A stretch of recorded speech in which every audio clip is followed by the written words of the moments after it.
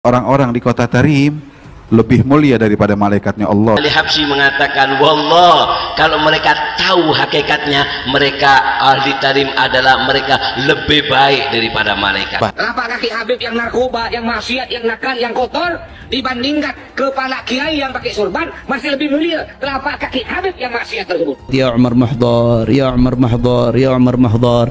Ini lagi-lagi kadang-kadang suka ada yang panas sedikit kupingnya. Kok manggilnya nama orang sih, bukan nama Allah? Minta ke Umar Mahdhar, kenapa nggak minta sama Allah Subhanahu wa taala langsung? Ketika kita manggil ya Umar Mahdhar, ya Umar Mahdhar, ya Umar Mahdhar, pada hakikatnya kita sedang minta kepada Allah Subhanahu wa taala dengan keberkahan Sayyidina Imam Umar Mahdhar bin Sayyidina Imam Abdur. Kisah di sini ada orang yang mau menziarahi makam orang tuanya atau makam gurunya ya. Dia ini tidak ke makam Fakih Muqaddam dulu. Kemudian apa yang terjadi? Tiba-tiba ada dua orang datang ke dia. Kemudian berkata, Zuru Fakih Muqaddam awalan, ziarahlah kamu ke makam Fakih Muqaddam awalan. Karena apa? Karena dia adalah sahibul makom. Terus orang ini bertanya, kalian siapa? Tanya kepada dua orang tadi, kalian ini sebenarnya siapa? Dijawab, saya adalah Abu Bakar dan saya adalah Umar. Akhirnya apa? Akhirnya mereka dua orang ini keluar, kemudian jadi burung. Cerita ini terkenal, kemudian jadi burung, akhirnya terbang ke udara. Itu salah satu kita kalau ziarah ke sini, kita ziarah dulu ke makamnya Al-Imam Al-Faqih Al-Muqaddam Muhammad bin Ali Ba'alawi. Di sini ada musola. Kemudian di sini ada sumur dulu. Sumur itu dinamakan sumur obat. Begitu ya Habib Tahir ya. Habib Ja'far bin Syekhan itu sahih kita Habib. Di sini ada sumur. Sumur ini sumur obat. Nanti setelah insyaallah dengan izin Allah renovasi masjid ini, tepat di dekat salon itu insyaallah ada sumur. Sumur itu sumur obat. Di mana Habib Saleh dahulu, saking banyaknya tamu,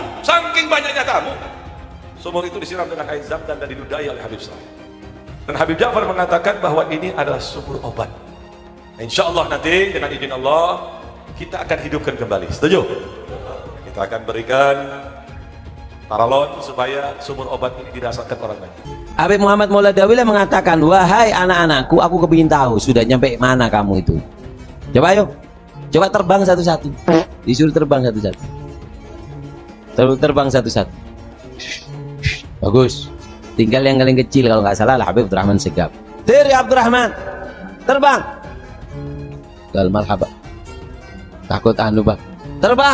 Terbang ditembus. Sampai atap rumahnya ditembus jebol. Dus. Kemudian kata Habib Muhammad Maulana, ngerusak gitu. Turun. Tapi ya nggak ngomong rusak, nggak tambahan dari saya. Terus ditembus, kemudian turun cukup yuk, ngerusak atap kamu ini.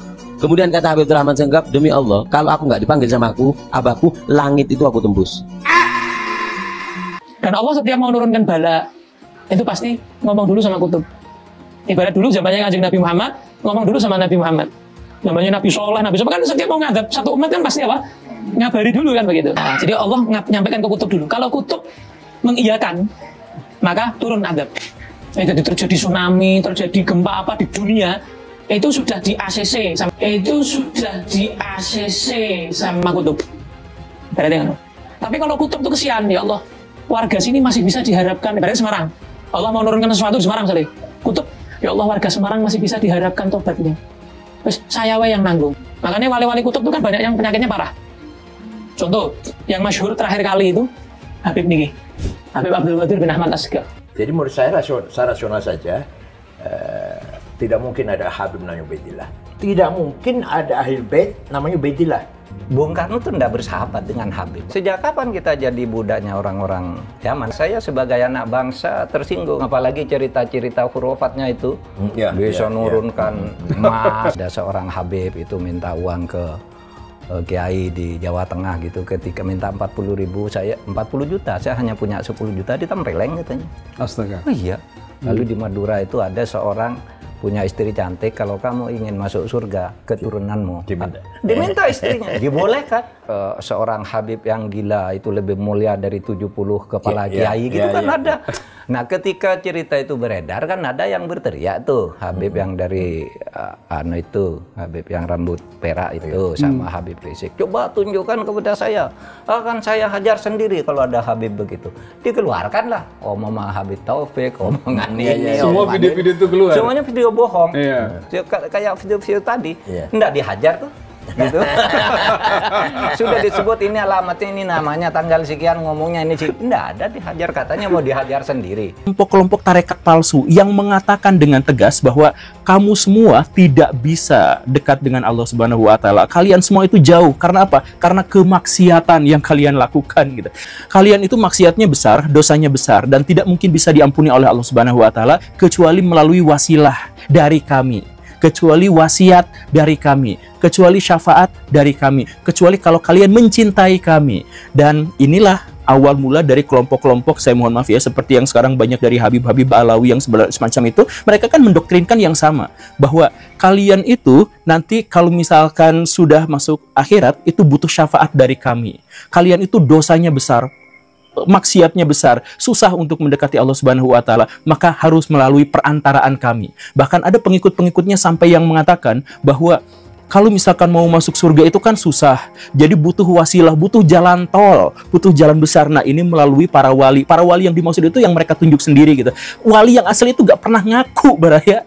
Kan karena mereka bahkan tidak pernah terikat dengan istilah-istilah wali. Mereka gak kepikiran dengan itu gitu. Tapi yang sekarang itu bikin wali-wali, ini wali ini wali ini, semua aja dianggap sebagai wali dan fokusnya pada karomah, yang ini bisa terbang, yang itu bisa apa. Dan hanya dengan jalan kamilah maka kalian bisa mendekatkan diri kepada Allah Subhanahu wa taala, dengan cara membeli sorban kami, dengan cara membeli siwak kami 1 juta, dengan cara apa agar kami bisa beli Ferrari. Nah, karena itulah maka kalian harus dekat kepada kami. Jadi bukan lagi dekat kepada Allah, tapi dekat pada orang-orang itu. Limited edition ini. Muka-muka impor. Kalau lo kan muka lokal. Hidung pesek, pipi tembem. Mata belok. Persis kayak celengan Semar.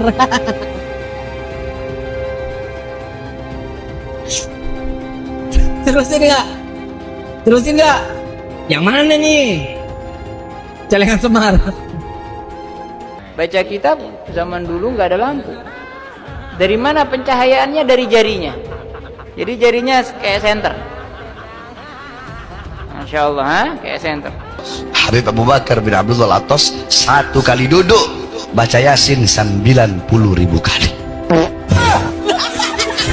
Saya bisa memadamkan neraka jahanam. Kalau ini sulit Anda pahami karena pemahaman Anda sangat terbatas tentang syariat Nabi Shallallahu Alaihi Wasallam, Anda perlu tanya. Jangan Anda langsung memvonis orang-orang saleh. Anda akan malu dan Anda dicap sebagai orang yang kurang ajar sama aulia. Anda nggak paham kok langsung memvonis. Suudzon itu namanya. Siapa yang nggak kenal Habib Abu Bakar?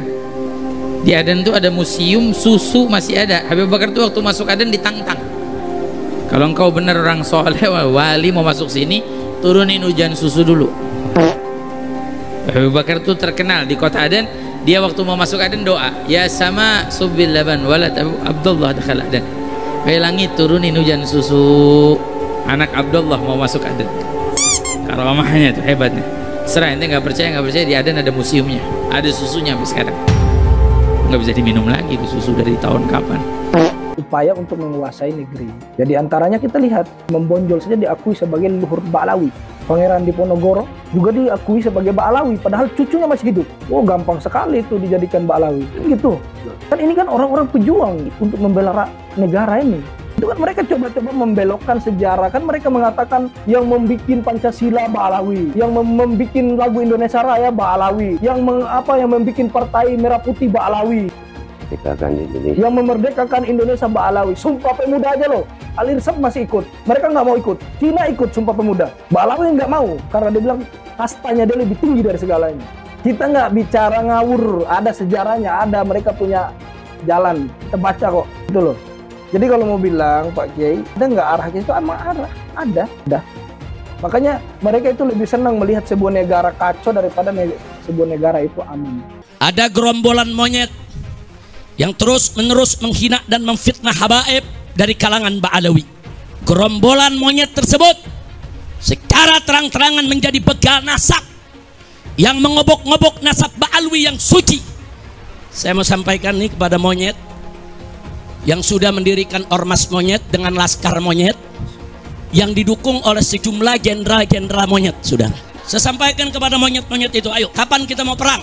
Sebutkan harinya, sebutkan tempatnya, sebutkan tanggalnya. Bawa kau punya pasukan monyet semua. Kami akan bersihkan NKRI ini dari monyet laknat yang merusak NKRI kita. Setuju tidak? Takbir. Semuanya angkat tangan. Takbir. Takbir. Takbir. Sallu ala Nabi. Maka itu kita ingatkan kepada Bapak Kapolri, segera perintahkan Panglima TNI dan Kapolri. Bapak Prabowo Subianto Presiden, segera perintahkan Panglima TNI. Jangan sampai perang ini Pak di negeri kita Pak. Jangan. Kalau Presiden nggak mau tahu, Panglima TNI nggak mau tahu, Kapolri nggak mau tahu, saya akan bikin pasukan besar-besaran se-Indonesia. Kita akan perang, kita akan kejar, hajar, habisi, ganyang semua monyet PKI yang selama ini menghina ulama, menghina habaib, menghina muhibbin. Saya tanya sekali lagi, semua siap berjuang? Siap ikut Habib? Takbir. Pulang dari sini nanti siapin aja asa golok yang tajam, ya, siapin senjata yang kita punya ya. Tiap saat saya bisa beri komando. Ini udah kelewatan. Jadi kalau si monyet ini nggak ditangkap sama Kapolri, ini kelewatan. Saya minta kepada Al Khairat, Rabito jangan mundur. Nggak ada kata damai.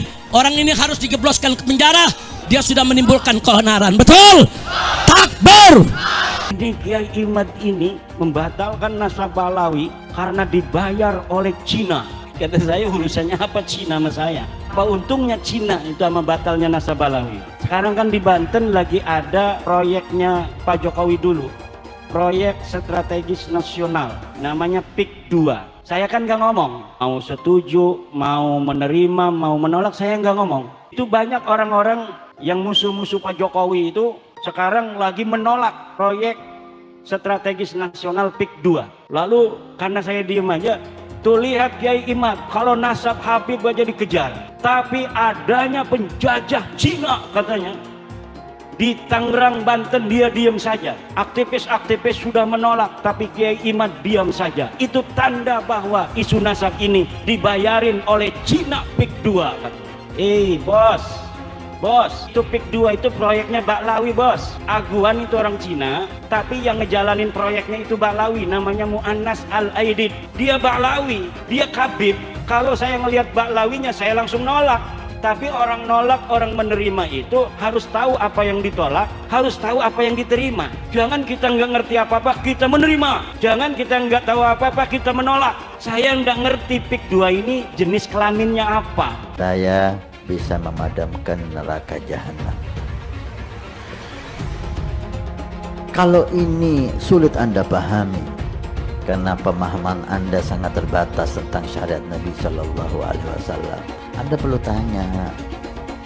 Jangan Anda langsung memvonis orang-orang saleh. Anda akan malu dan Anda dicap sebagai orang yang kurang ajar sama aulia. Anda gak paham kok langsung memvonis. Beliau bisa mi'raj, terbang ke langit, tapi mi'rajnya tanpa buruk, SpaceX, apalagi Citylink. Beliau mi'raj hanya pakai jubah, udah mirip Piccolo. Dan yang paling menakjubkan, beliau mi'raj nggak cuma sekali, 10 kali. Bayangkan, 5 kali lagi beliau mi'raj, itu setara dengan jumlah trofi Liga Champions Madrid. Antum berpikir, ini terlalu mengada-ngada, di luar nurul. Itulah yang namanya karomah. Jangan pakai logika, antum hanya perlu iman dan kebodohan. Ente semua bohong Ji. Ente mengarang cerita tentang kebangkitan PKI, sementara PKI leluhur ente sendiri. Ente gembar-gemborkan banyak ini ante-ante Belanda. Ternyata ante Belanda datuk lu sendiri. Kemudian ente teriak-teriak, orang-orang ulama yang nempel dengan pemerintah itu ulama su, nggak boleh diikuti. Ternyata datuk ente Utsman bin Yahya ante Belanda. Udah ante pemerintah kafir lagi, udah ante penjajah kafir lagi. Itu memilukan. Saudara, apa jadi yang mengharuskan kita untuk ikut sirijik ini? Ente bilang ulama-ulama yang berada di pintu sutroh mereka-mereka yang bersahabat, yang dekat dengan pemerintah ulama su, kata kau. Sementara yang kita cek Datuk kau, Utsman bin Yahya, dekat dengan Belanda. Belanda itu kita tahu penjajah kafir lagi, musuh leluhur kami, bukan leluhur kau, leluhur kami. Jadi jangan sampai kau sama-samakan. Belanda itu musuh leluhur kami, bukan musuh leluhur kau. Leluhur kau itu muhibbin Belanda. Indonesia natijah min nataij Tarim. Indonesia ini adalah buah dari gerakan dakwah ulama Tarim. الخير والنور الذي وصل إلى إندونيسيا بواسطة العلماء من آل بيت النبي محمد الذين هاجروا من تريم من حضرموت إلى إنديا ثم إلى إندونيسيا. Islam yang ada di Indonesia ini adalah sumbernya daripada ulama dan ahlul bait yang dari kota Tarim Hadramaut yang hijrah dari negerinya mampir ke India kemudian datang ke Indonesia. ولو جئنا ونظرنا في سيرته وتاريخه ولسانه لوجدنا ذلك الاتصال قديما ارتباطا وثيقا لا ينفك. Kalau kita kembali ke sejarah kita yaitu Wali Songo yang mana mereka itu dari Tarim Hadramaut, maka kita akan sadar Indonesia dan Tarim tidak bisa. Yang merendahkan ahlul bait, cucu Nabi, kelak akan bertanggung jawab di hadapan Rasulullah Sallallahu Alaihi Wasallam. Belajar dengan kami ahlul bait, walaupun Bahlul lebih utama daripada 70 ulama atau kiai. Bahwa saya Habib derajatnya lebih tinggi, bahwa saya Habib lebih mulia, bahwa bagaimanapun buruknya saya, maka saya tetap yang memberi syafaat kepada kalian semua. Jadi surga dan neraka itu sangat bergantung pada apakah saya meridoinya atau tidak. Ada di kalangan para habaib itu yang sampai mengatakan bahwa bahkan ketika ada orang yang ahli maksiat, ketika dia tidak taat formulasi agama, dia tetap bisa masuk surga dengan jalur VVIP kalau mencintai golongan kami dan lain sebagainya. Sebenarnya betulkah sih nggak sambung nasab Ba'lawi ini? Betul Pak, nasab Ba'lawi ini tidak tersambung, dan saya sering ditanya apakah bertanggung jawab nanti di akhirat. Saya katakan berulang-ulang, saya bertanggung jawab di akhirat bahwa Ba'lawi ini bukan turun Nabi secara ilmiah. Haplog grupnya saja itu sudah melenceng, tapi masih kekeh ingin disebut sebagai turunan Nabi. Ketika kitab nasab tidak ada yang mencatat mereka, kenapa mereka masih mau ngaku turunan Nabi? Ketika kitab sejarah sama sekali tidak mencatat nama-nama leluhur mereka, kenapa mereka masih mau mengaku sebagai keturunan Nabi? Orang-orang yang mengaku keturunan Nabi ini memang mendapatkan privilege tertentu dari masyarakat. Ba'lawi penjajah spiritual, ya, kebab al-ngedabrus, waduh, penjajah orangnya VOC, Ba'lawi rungkat, Masya Allah, satu Habib gila lebih mulia dari anjing gila. La ilaha illallah. Kalau berisik dengan suara Habib, azanin aja, ketawain aja, ketawain. Setan tuh ngajak orang sesat. Dari dulu gak ada ulama yang membatalkan nasabnya Ba'lawi, gak ada ulama yang membatalkan nasabnya para habaib. Sekarang muncul Imad, muncul Abbas, Raja Dangdut ikut-ikutan. Jawab yang kompak, kacau atau tidak? Yang mengajakkan kesesatan apa namanya? Kurang kompak apa namanya? Ini Imad mengajarkan kesesatan, berarti Imad. Kurang kompak, Imad. Abbas buntet mengajarkan kesesatan, berarti Abbas. Ya Allah, hati-hati Bapak Ibu. Yang suka ngajak sesat apa namanya? Apa namanya? Nah ini Imad berarti, Abbas buntet berarti, Roma Irama berarti setan. Takdir Allah dibicarakan, apakah begini dan begitu. Sifat Al-Quran itu apakah makhluk Allah atau bukan. Kenapa yang dibahas itu adalah hal yang semacam itu? Detik ini ketika saya sedang ngomong di sini, ada orang-orang Cina yang sedang bikin komputer super, komputer kuantum. Dan kalau misalkan itu sudah mewujud, maka mereka bisa menguasai dunia. Di Jepang dan di Korea sekarang sedang bikin nanoteknologi. Amerika Serikat sedang mengembangkan AI. Coba saya tanyakan, Perintah Allah adalah untuk membahas hal-hal seperti itu, mengkaji hal-hal seperti itu, mengkaji ayat-ayat kauniyah, membahas tentang ciptaan-ciptaan Allah. Tapi kita tidak melakukan seperti itu. Yang kita lakukan adalah ngebahas tentang Allah, tentang takdir, tentang perbuatan Allah, lalu kita klaim sama-sama, kamu masuk neraka. Itu kan gitu kan kita tuh sekarang tuh kan. Itu perbuatan-perbuatan Allah, tapi malah kita yang mengklaimnya. Kamu masuk neraka, kamu masuk surga, kamu selamat, kamu tidak selamat, dia syahid. Tahu dari mana itu? Itu kan perbuatan-perbuatan Allah, tapi itulah yang jadi bahan perdebatan kita. Perdebatan kita di ruangan ini sekarang. Taubat kalian semua. Itu leluhur kami Al-Faqih Muqaddam. Mi'raj satu malam 70 kali. Rasulullah sallallahu alaihi wasallam hanya diizinkan Allah Mi'raj ke Sidratul Muntaha seumur hidup 1 kali.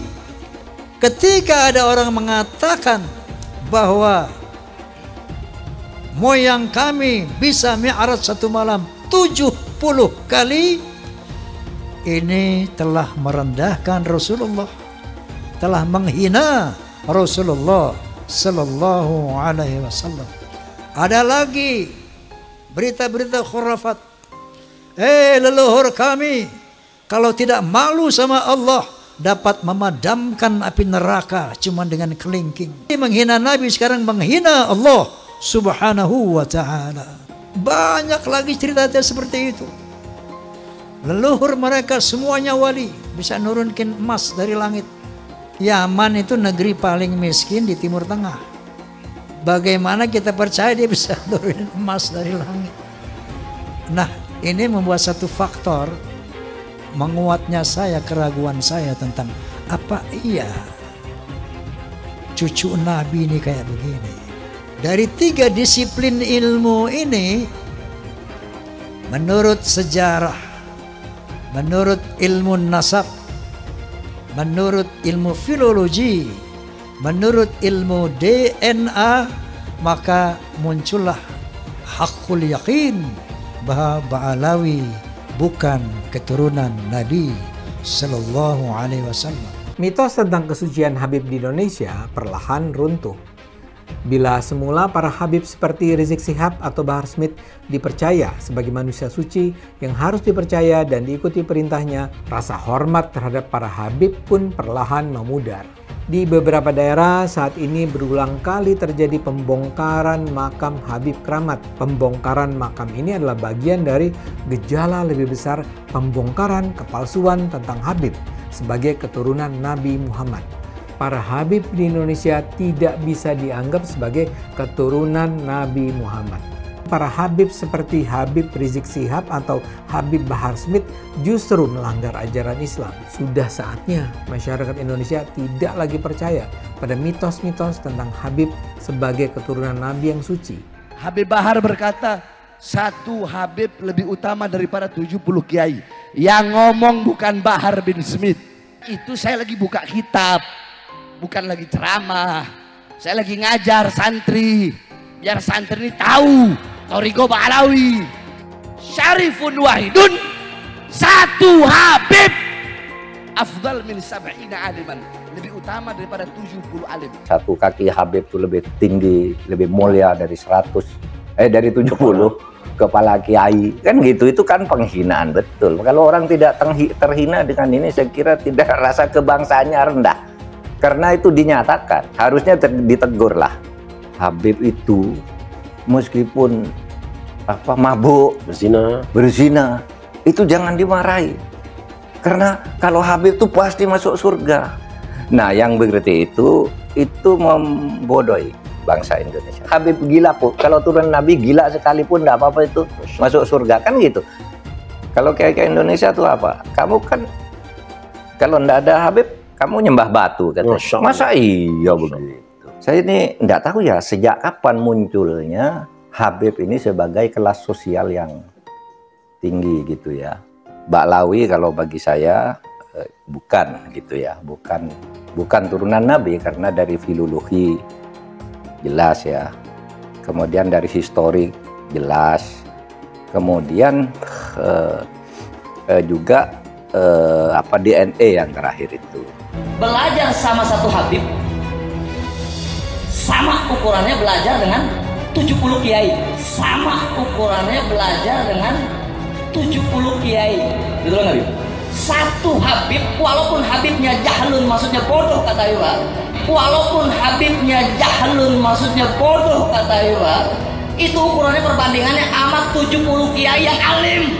Itu ukurannya perbandingannya amat 70 kiai yang alim. Perbandingannya. Sayyidul Imam Faqihil Muqaddam di dalam manaqib sejarah hidup beliau diceritakan bahwa Al-Imam Faqihil Muqaddam adalah orang-orang yang besar, beliau adalah orang-orang yang hebat. Bahkan diceritakan beliau pernah mi'raj, saudara-saudara, bertemu dengan Allah dalam satu hari 70 kali, saudara-saudara. Bertemu dengan Allah dalam satu hari 70 kali, saudara-saudara. Kalau aku tidak malu kepada Allah Ta'ala, maka neraka jahanam itu akan aku matikan. Kalau aku tidak malu kepada Allah Ta'ala, maka neraka jahanam itu akan aku matikan. Al-Hamid ngeluarin rantai emas dari langit. Wah. Keramatnya Al-Hamid tuh, ngeluarin rantai emas dari langit sampai ke bumi. Lagi ngobrol sama kakaknya Al-Muhdhar nih, Syekh Umar Muhdhar. Ayo wahai Syekh Umar Muhdhar, dilihat keramatannya, nurunin rantai emas dari langit sampai ke depan dia. Ini Habib Syekh Umar Muhdhar ketawa doang. Dia bilang sama adiknya, Al-Hamid, coba lihat tuh paling atas siapa? Gak tahu ada Syekh Umar Muhdhar megangin rantai dari atas. Beliau angkat tangan kepada Allah Subhanahu wa Ta'ala sambil mengatakan, ya sama subbil laban walat Abdullah dakhal adan. Wahai yang menciptakan langit, yaitu Allah, turunkan hujan susu. Turunkan hujan susu. Dihujani apa? Susu. Subbil laban, hujankan susu. Walat Abdullah dakhal adan, karena saya anaknya bapak saya Habib Abdullah bin Abi Bakar mau masuk ke kota ini. Gak lama dari selesai doanya beliau langsung hujan susu. Masya Allah. Ada muridnya Habib Salim Jindan namanya Abdurrahman. Nih Bang Maman, kalau kita panggil Bang Maman. Bang Maman ini sholatnya berantakan. Bang Maman ini maksiatnya luar biasa, ibadah kocar kacir. Habib Salim Jindan dikabarin sama muridnya, Beb, Maman meninggal.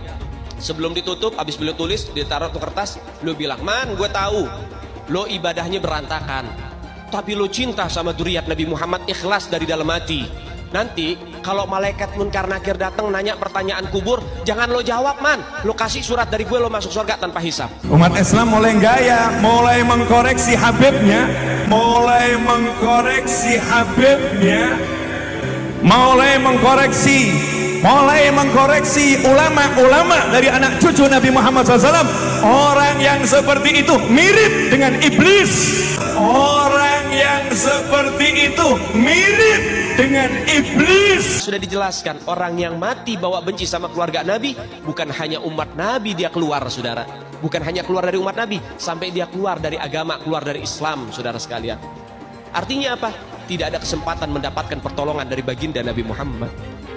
Man ahabbahum ahabbahallah. Siapa yang cinta dengan keluargaku para habaib, dzurriyyat Nabi Muhammad, ahlul bait Nabi, maka dia akan dicintai oleh Allah. Wa man abghadahum abghadahallah. Siapa yang benci kepada keluargaku, maka dia juga akan dibenci oleh Allah Subhanahu wa taala. Rasa kebanggaan saya terhadap Indonesia itu ternodai oleh sikap-sikap beberapa habaib dan para pejuang Indonesia itu diremehkan. Misalnya cerita bahwa proklamasi kemerdekaan Mei 17 Agustus itu karena bisikan Habib tertentu kepada Bung Karno, itu kan tidak pernah ada dalam cerita itu. Tidak ada Habib, cerita Habib ini tidak pernah ada di dalam sejarah, kecuali dulu menjadi Usman Yahya itu menjadi muftinya Belanda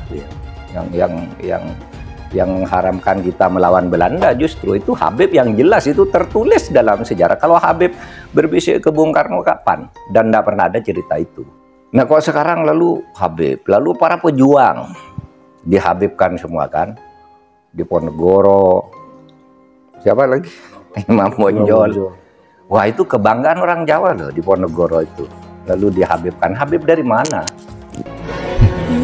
Limited edition ini. Muka-muka impor. Kalau lo kan muka lokal. Hidung pesek, pipi tembem. Mata belok. Persis kayak celengan Semar.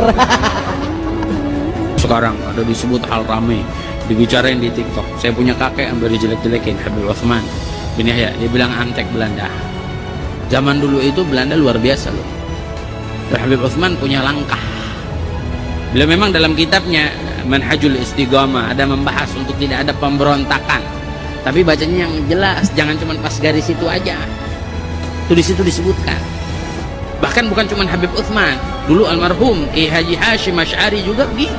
Bahkan bukan cuma Habib Utsman, dulu almarhum Kiai Haji Hashim Asy'ari juga begitu. Dulu almarhum Kiai Haji Hashim Asy'ari juga begitu. Ada namanya Kapiten Patimura. Kapiten Patimura ini adalah sosok kiai besar dari Maluku. Nama aslinya adalah Kiai Haji Ahmad Lusi. Memiliki pondok pesantren besar di Maluku, Indonesia bagian timur. Al-Habib Ali bin Abdurrahman Al-Habsyi Kuitang, beliau yang memfatwakan ketika tanggal 17 Agustus Soekarno membacakan teks proklamasi mendeklarasi daripada kemerdekaan di Indonesia. Beliau di hari Jumat itu, ba'da Jumat beliau fatwakan, sekarang saya fatwakan setiap tanggal 17 Agustus wajib pasang bendera merah putih di rumah-rumah kalian. Siapa yang nyuruh? Itu fatwa Habib Ali bin Abdurrahman Al-Habsyi Kuitang. Bendera merah putih, siapa yang memberikan instruksi kepada Bung Karno untuk membuat bendera merah putih sebagai bendera Indonesia? Itu adalah fatwa Al-Habib Idrus bin Salim Al-Jufri Palu Al-Khairat. Lambang negara Garuda, siapa yang buat? Al-Habib Asy-Syarif Hamid Al-Gadri dari Pontianak, keluarga baginda Nabi Muhammad. Lagu 17 Agustus, Pramuka, lagu syukur, siapa yang buat? Al-Habib Husain Al-Mutahhar dari Semarang, dzurriyyah baginda Nabi Muhammad. Jadi Anda jangan berpikir, ini habaib di Indonesia jasanya apa? Banyak, itu yang baru kecatat.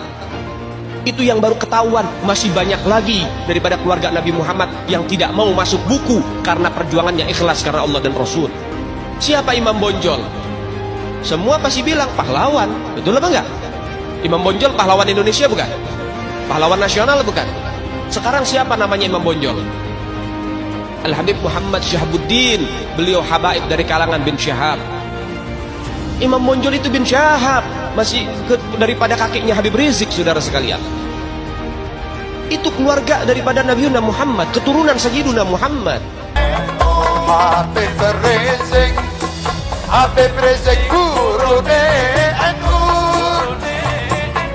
Habib Rizik, Habib Rizik idolane aku.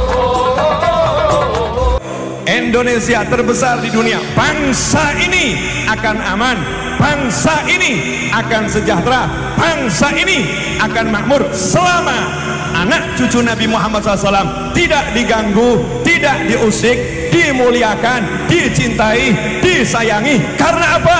Ada doa dari kakeknya, pemimpin kita semua, baginda Muhammad Sallallahu Alaihi Wasallam.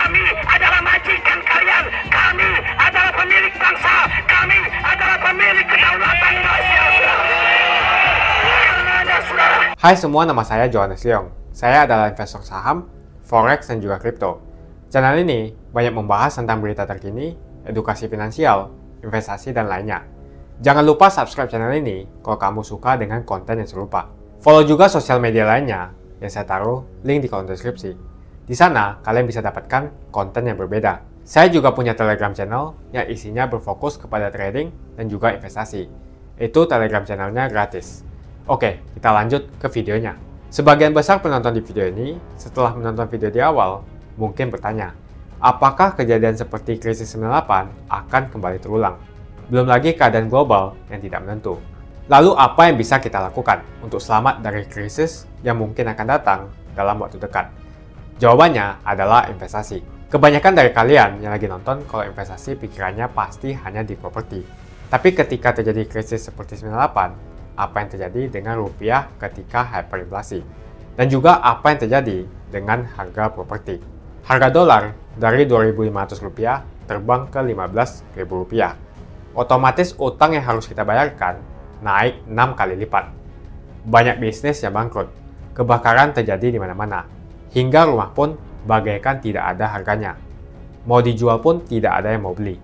Saya tidak mengatakan ini akan terjadi lagi, tapi kemungkinan terjadi seperti Mei 98 tetaplah ada. Negara gede seperti Argentina, Venezuela, dan Turki baru-baru saja mengalami hyperinflasi. Apalagi setiap hari kita ketemu ada saja konten yang berbau sara ke orang Tionghoa yang ada di Indonesia. Entah itu dari Instagram, ataupun dari YouTube, ataupun sosial media lainnya. Kita bisa lihat di tahun 2017, saat Pilgub Jakarta, hampir terjadi kerusuhan seperti 98, karena Ahok dituduh menodai agama. Ahok pun harus dipenjara untuk menenangkan masyarakat yang dengan gampangnya dihasut untuk membenci Tionghoa dan tidak memilih pemimpin yang beda agama. Pada akhirnya, Anies jadi gubernur dengan bantuan Ormas Terlarang FPI. Dan sampai saat ini dijuluki sebagai bapak politik identitas. Kejadian itu pun berlanjut hingga saat ini. Masifnya pemberitaan sara terhadap Tionghoa beredar di media-media nggak jelas. Penontonnya setiap hari dihasut untuk menggulingkan pemerintah karena tuduhan Indonesia dikuasai oleh Taipan atau Sembilan Naga, yang ujung-ujungnya menyalahkan Tionghoa lagi. Kita bisa melihat kejadian di PIK 2, di mana ormas terlarang seperti FPI dan juga HTI terus menghasut masyarakat untuk membenci Tionghoa. Saya tidak bisa membayangkan jika kejadian seperti Mei 98 terulang kembali. Setiap musibah yang selalu disalahkan adalah keturunan Tionghoa. Setidaknya di video ini, saya akan membagikan strategi saya yang sudah saya terapin jika kejadian 98 terulang kembali. Tujuan dari strategi ini supaya kita setidaknya bisa selamat dari masalah finansial ketika musibah ini terjadi. Strateginya adalah investasi di aset yang berbeda-beda, bukan di satu jenis aset saja. Misalnya hanya di properti. Kalian bisa mulai belajar berinvestasi di aset yang berbeda seperti Bitcoin, emas, dolar, bahkan saham global atau saham Amerika. Ini adalah cara yang bagus untuk mengurangi risiko tergantung kepada satu jenis aset saja. Bukan nggak nasionalis kalau kita mau invest di aset-aset yang saya sebutkan tadi. Tapi memang peluang yang kita dapatkan dan potensinya memang jauh lebih bagus dari properti, apalagi deposito. Pertama, pelajari jenis aset seperti emas. Setidaknya kita bisa terlindung dari efek hyperinflasi ketika terjadi. Selain itu, kalian juga harus belajar bagaimana mendapatkan penghasilan dari emas. Kedua, kalian harus belajar investasi aset global seperti saham Amerika atau saham global. Ketika terjadi krisis, yang paling berdampak adalah saham-saham Indonesia. Karena semua utang perusahaan dalam bentuk dolar akan terkena dampaknya. Deposito, reksadana, properti juga akan terkena imbasnya. Ketiga adalah kalian harus belajar mengenal berinvestasi di Bitcoin. Alasan kenapa saya suka banget dengan kripto, karena kita bisa pergi ke negara apapun di dunia ini, misalnya di Singapura, dan saya tinggal jual kripto saya di negara itu. Saya menganggap Bitcoin itu sebagai aset properti digital yang bisa saya bawa kemanapun dan jual kapanpun saja secara instan. Kalau saya butuh uang, detik ini juga bisa saya jual. Tidak usah menunggu berbulan-bulan. Itulah strategi saya jika kejadian 98 terulang kembali, untuk selamat dari masalah finansial. Kamu bisa cek link di kolom deskripsi untuk mulai investasi. Dan saya sudah sediakan juga video playlist supaya membantu kalian paham tentang investasi. Semoga video ini membantu kalian untuk selamat dari masalah finansial ketika musibah ini terjadi kembali. Semoga Indonesia selalu damai dan sampai jumpa di video selanjutnya.